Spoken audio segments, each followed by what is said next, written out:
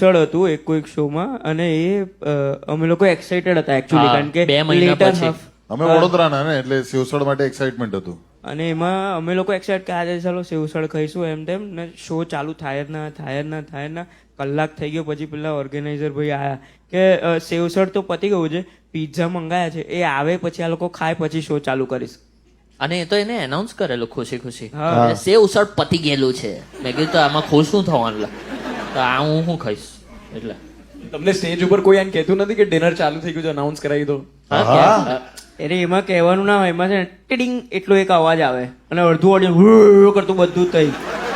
એવેન્જર્સમાં કેવા પેલા હતા, I can do this all day.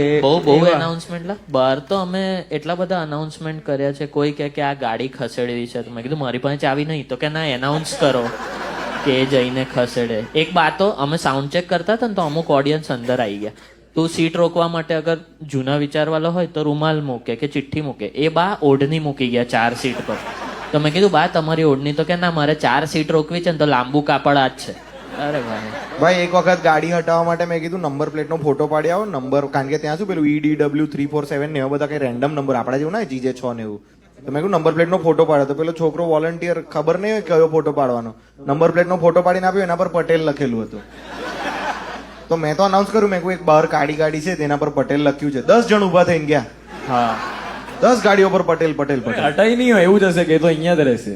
હા. ના, એ અમુક વાર તો એટલે એનાઉન્સ કરાવડાવે કે એમાં બહાર ચાલતો હોય, એટલે અહીંથી એનાઉન્સ કરાવડાવે કે ગાડી ખસાડવાની, એ કોડ વર્ડ હોય. એટલે ભાઈ 10 અંકલ જાય પછી તો સેટ થવા ચાલુ. હા, ક્યાં બાત હે.